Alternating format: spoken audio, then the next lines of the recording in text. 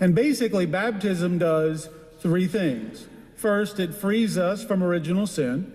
And original sin means that we're born in a state of non-friendship with God, and then baptism restores that friendship. Second, if we've committed any personal sins, God forgives those through baptism. And third, we become members of his church and are able to receive the other sacraments. So oftentimes we'll call baptism the doorway to the sacramental life of the church. So this means that we are a new creation. It means that something radical has occurred in our lives. We have a new relationship with God. We have a new power to live in his love. We have the power to be the presence of Christ in the world. Baptism makes us a new creation, and we're given a new life that changes everything. We're given a new relationship with God that gives new meaning to every moment of our lives. And the reality is, in the world in which we live, it's so important that we come to understand and realize that we are beloved sons and daughters of God. This year especially, and I don't know why, if this year is different from others, but I've encountered more and more people who seem to be overwhelmed with various things, whether it's the pressures of everyday life, whether it's things going on in the world, but they seem to have experienced a disconnect. They feel alone. They feel isolated. They don't experience that being a true child of God.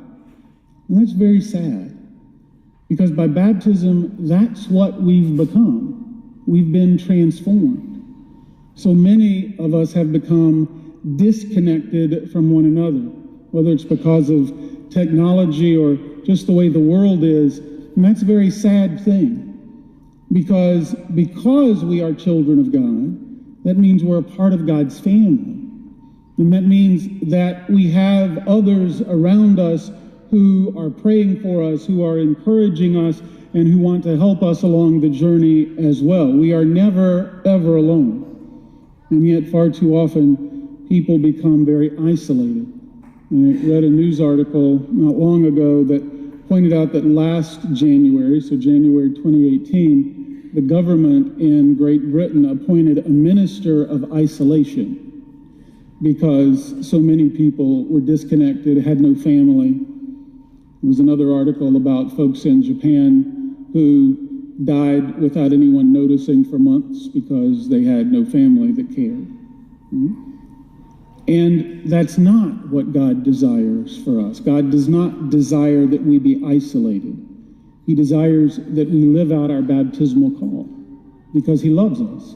We are his beloved, and he wants us to live that way. Our baptism also opens up new vistas for us because God believes in us. One of my favorite stories, favorite novels, is Victor Hugo's Les Miserables. And the newly released convict, Jean Valjean, who's really the main character, finds shelter from the cold in the house of a Catholic bishop. The bishop welcomes him and provides him a nice warm meal. However, during the dinner, Valjean notices all of the silver plate and resolves to steal it. As soon as the bishop is asleep, he runs off with the silver. Not long afterwards, though, the police catch him, and even though Valjean claims that the bishop gave him the silver, the police don't believe him whatsoever, and so they take him back to the bishop's house. Valjean is trembling since he knows that this means he'll be sent back to the galleys for the rest of his life. However, something amazing happens. The police tell the bishop that Valjean claims that he gave him the silverware. Valjean's fate hangs by a thread as he breathlessly awaits the bishop's reply. And imagine his amazement, his incredulity when he hears the reply, "Oh yes, and I'm glad he's come back because I gave him the silverware and gave him the candlesticks, but he forgot to take those with him." Valjean's life can never be the same after that. The bishop forgave him, believed in him, and acknowledged him. So Valjean dedicates the rest of his life to doing good for others.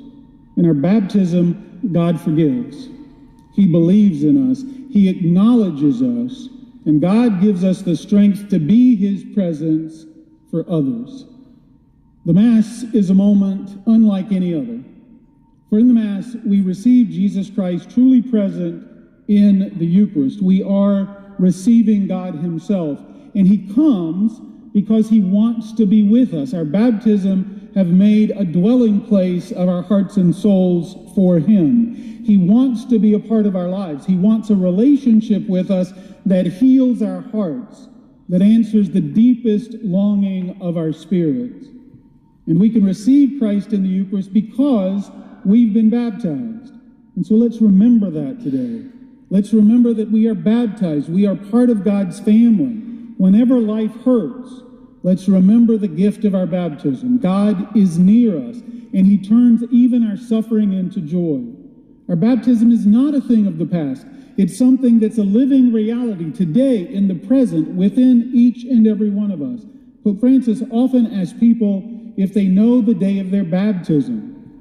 Do we know ours? It should be a day of celebration. Look it up. Find out when you were baptized and celebrate that day and thank God for that great gift. Because today, on the feast of the baptism of the Lord, when we receive him in the Eucharist, Jesus wants to say to us once again, as he did when we were baptized, you are a baptized member of my church. You are a baptized Catholic. You are a beloved son of God. You are the beloved daughter of God. In you, the Father is well pleased. When we listen to his voice, we enter more and more into the relationship that can change our lives because it changes our hearts. It brings us to see the face of God made visible for us in Jesus Christ and invites us then to allow that face to be seen by others. In the name of the Father, and of the Son, and of the Holy Spirit. Amen.